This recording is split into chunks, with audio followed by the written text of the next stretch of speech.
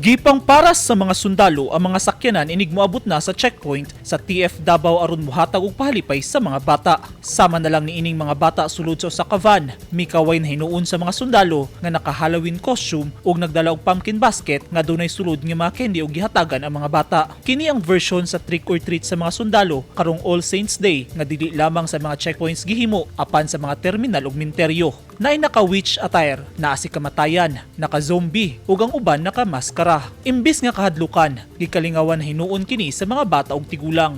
Walay gipili ang mga sundalo, mapapublikong sakyanan man o pribado, ilagyod kining dunulan. Sa Davao City Overland Transport Terminal entrance, nag-atang na sab ang mga sundalo nga nakig-trick or treat. Candy ug paypay ang madawat sa mga pasaheros sa bus. Doon na say witch nga misaka sa bus. Tinguha sa mga sundalo sa TF Davao nga mapakusgan ang pagsalig ug kumpiyansa sa katawhan. Eugene Hinutan, Newsline Philippines, Davao Region, stay safe.